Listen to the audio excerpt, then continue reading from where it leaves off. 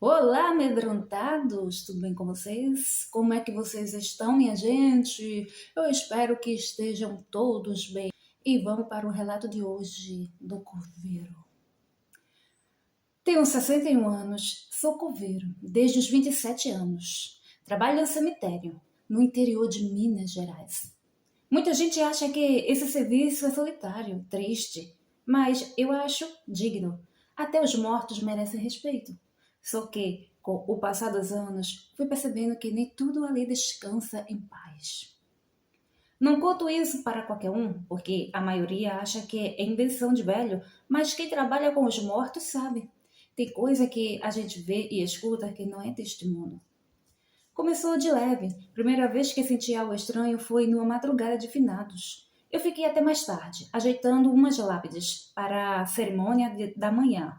Lá para as 2 da manhã, eu ouvi um choro. Parecia de criança. Primeiro achei que era um gato, ou uma coisa assim. Mas quanto mais eu tentava ignorar, mais alto ficava. Um lamento triste, dolorido, vinha da ala antiga, onde ficam os túmulos dos indigentes. Peguei minha lanterna e fui lá ver. Andei entre os túmulos e o choro cessou. Quando virei de costas para voltar, ouvi alguém sussurrar bem atrás de mim. Cadê a minha mãe? Gelei. Virei com tudo, mas não tinha ninguém. Na semana seguinte, encontrei brinquedos antigos em cima de uma das sepulturas infantis. Brinquedos que não estavam ali no dia anterior. Trincados, empoeirados, com cheiro de mofo, como se tivessem sido enterrados e depois retirados. A coisa piorou de verdade com o caso do homem de branco. Esse apareceu 3 vezes, sempre por volta das 3 da manhã. Um sujeito alto, magro, pálido, vestido um terno branco. Nunca vi ele entrar, mas do nada aparecia andando entre os túmulos, como se procurasse por alguém. A primeira vez que vi, tentei chamar. Ele nem virou. Continuei observando de longe, com medo, e vi ele parar diante de uma sepultura esquecida, ajoelhar e depois desaparecer. Desaparecer mesmo. Sumir no ar. Na segunda vez, fui até a administração para puxar os registros. Descobri que, naquele túmulo, estava enterrado um tal de Elias Rezende, morto em 1942, acusado de matar a esposa e depois se enforcar. Dizem que ele foi enterrado ali, contra a vontade da família, por ter tirado a própria vida. E o detalhe que me fez suar frio nos registros constava que ele foi sepultado com um terno branco do casamento. Eu juro por tudo que é mais sagrado. Eu nunca abri covas que não devia. Nunca mexi com o que estava em paz. Mas teve uma noite que eu quase fui embora desse emprego para nunca mais voltar. Era inverno, fazia um frio de rachar. Uma temperatura danada tinha derrubado parte de uma árvore enorme sobre uns túmulos. A prefeitura mandou a gente resolver aquilo o quanto antes. Fui sozinho, já que era domingo e ninguém quis ir. Quando comecei a retirar os gados, ouvi barulho de terra se mexendo. Pensei que era bicho, mas o barulho continuava, como se alguém cavasse de dentro para fora. Cheguei perto de uma das covas, destampadas pela raiz da árvore. Meu Deus do céu! Aquilo eu nunca vou esquecer. Tinha uma mão pálida, encardida, tentando sair. Os dedos se mexiam devagar, arranhando a terra. E, juro, ouvi uma voz sussurrando: ainda não acabou. Saí correndo, tropeçando nos galhos, rezando tudo o que sabia. Quando voltei no dia seguinte, a cova estava intacta, sem sinal nenhum de movimento. Nem a terra parecia mexida, mas, desde então, todo dia eu passo ali e deixo uma vela acesa só para garantia. Hoje em dia, eu já me acostumei. O cemitério tem suas regras. Quem entra nem sempre vai embora. E quem vai embora, às vezes volta do jeito que pode. Só sigo uma coisa: se algum dia, de madrugada, você passar perto de um cemitério e ouvir alguém chamar seu nome, não responda. Não olhe para trás e siga seu caminho, porque nem toda alma aceita o próprio fim. Trabalho no cemitério há muitos anos. Já vi muita coisa, enterrei gente de tudo quanto é jeito. mas tem uma história que me persegue até hoje. Eu tento não lembrar, mas volta e meia ela me visita. Como se o peso dela ainda precisasse de um lugar para descansar. O nome dela era Maria. 7 anos. Me lembro do dia como se fosse hoje. Um sábado, fim de tarde. O céu estava estranho, pesado, mas sem chuva. Vieram 3 carros. 2 da polícia e um do IML. Quando a gente vê carro de polícia aqui, é porque a alma saiu de forma violenta. Eu vi quando tiraram um caixãozinho do carro, pequeno demais, e o rosto da mãe dela não era nem mais rosto, era dor pura, despida de qualquer aparência humana. Era só grito e desespero.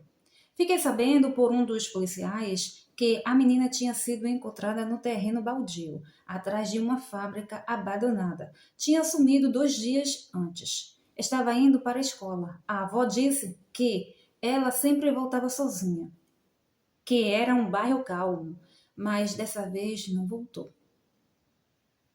Violentada e morta. Fui eu quem preparou o túmulo. Cavei cada centímetro daquele chão com uma raiva que não sei nem explicar. Não era minha filha, não era minha parente, mas ali, naquela hora, era como se fosse, porque criança não deveria morrer assim. Criança não devia conhecer o que ela conheceu. Quando chegou a hora do enterro, o pai dela nem conseguia ficar em pé. Precisaram segurar ele pelos braços. Ele não dizia nada, só olhava fixo para o caixão, como se aquilo não tivesse acontecido.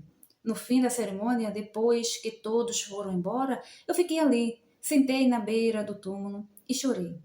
Eu, um homem que já tinha enterrado mais de 1000 corpos, mas aquele me quebrou. E sabe o que mais me dói? É que esse tipo de história não parou. De tempos em tempos, outra Maria chega, com outro nome, outro rosto, mas a mesma tragédia. A mesma ferida que nunca cicatriza nesse mundo doente. Hoje, eu continuo cavando, continuo escutando os gritos silenciosos de quem parte injustamente, mas tem noite que eu sonho com ela. Ela me aparece correndo, rindo, com um vestido amarelo, e eu fico ali, só olhando, desejando que aquela imagem fosse real, que ela tivesse crescido, que tivesse vivido, mas infelizmente não. O segredo da coveira. Maria do Cemitério, era assim que ela era conhecida. Antes do seu filho único nascer, ela já trabalhava no cemitério, cavava covas e até mesmo fazia autópsia. Seu marido concordava com tudo que ela fazia. Seu filho foi crescendo e não concordava com as funções que a mãe exercia. Para piorar, ela decidiu construir uma casinha no cemitério e foi morar sozinha lá. Disse que era para dar conta de tantos trabalhos. Pediu ao filho para nunca ir lhe visitar. Mas, infelizmente, ela também raramente ia vê-lo. Então, numa noite, ele sentiu sua falta, foi ter com ela. Assim que chegou, os portões estavam trancados. Pulou o muro e entrou. Depois de um tempo, viu um homem usando um sobretudo e estava de chapéu. Tremendo de medo, o cumprimentou. O homem disse que desejava sair dali, mas não encontrava a saída. O rapaz respondeu: Vou falar com a minha mãe, ela tem a chave. O estranho disse: Ah, você é o filho da Maria do Cemitério? Interessante. Vai ser mais fácil então. Só precisa de uma gota de sangue. O homem puxou uma faca afiada de seu bolso e foi para cima do jovem. O moço saiu correndo. Ele notou que aquela coisa não andava, mas flutuava. Quando o clarão mostrou melhor seu rosto, o jovem viu que ele tinha buracos no lugar dos olhos. Para aumentar seu desespero, o rapaz tropeça e cai.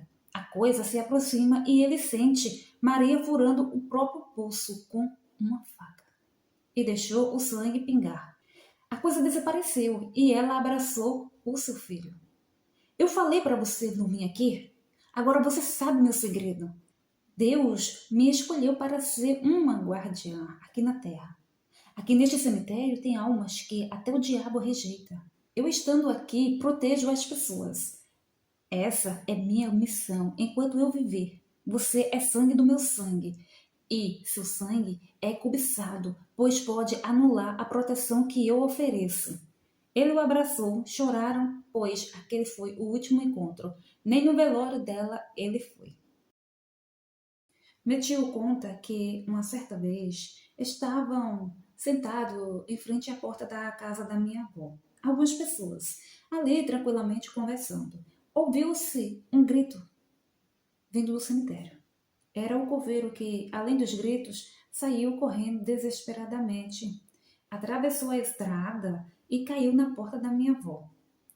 Todos o socorreram rapidamente com um copo de água e abanos. Depois que ele se acalmou, contou o ocorrido. Disse que estava a limpar em volta das lápides com um facão, tirando todo o mato que estava por cobrir as sepulturas.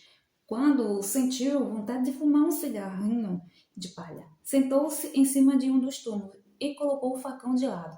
Fez o cigarro, fumou, descansou um pouco. E quando procurou o facão com a mão, disse que o mesmo não estava mais no seu lado. E quando ele virou, viu um homem e uma mulher bem sujos e com as roupas bem velhas e rasgadas. Quando ele reparou, o seu facão estava na mão da mulher. O coveiro olhou espantado e ela sorriu para ele. Ele disse que a boca dela estava podre, os dentes todos quebrados e o cheiro que exalava era forte. Por isso ele havia gritado e saído correndo de dentro do cemitério. Meu tio e outros homens resolveram voltar lá com o pobre coveiro, que não queria de modo algum voltar ao local, mas necessitava buscar seus pertences. Logo na entrada tem um túmulo, daqueles que parece uma casinha, onde geralmente colocam-se mais de um membro da família. Meu tio conta que a casinha era toda fechadinha e que tinha duas janelinhas no espaçamento de um tijolo e que todo o revestimento era em cerâmica preta. Quando o coveiro aproximou-se dela, começou a gritar. E quando ele armou-se para correr, os homens agarraram ele e pediram para que ele se acalmasse e dissesse o que estava acontecendo. Foi quando ele começou a gritar que a mulher que ele havia visto estava olhando para ele da janelinha, na sepultura, e estava sorrindo para ele. O coveiro então perguntou se eles não estavam sentindo um cheiro de podre. Um deles olhou para dentro da janelinha e não viu absolutamente nada. Eles pegaram as coisas do coveiro e saíram de lá apressadamente. O pobre coveiro, depois de 12 anos de serviço, demitiu-se e passou alguns dias sem passar por lá. Até que, um mês depois, ao tentar atravessar a BR-135, um carro o atropelou e ele veio a falecer. Será que tinha sido a morte tentando lhe avisar que sua hora estava próxima? Isso não se sabe, mas até hoje essa história ainda é contada pelos moradores daquela região. E aí, você teria coragem de trabalhar como coveiro?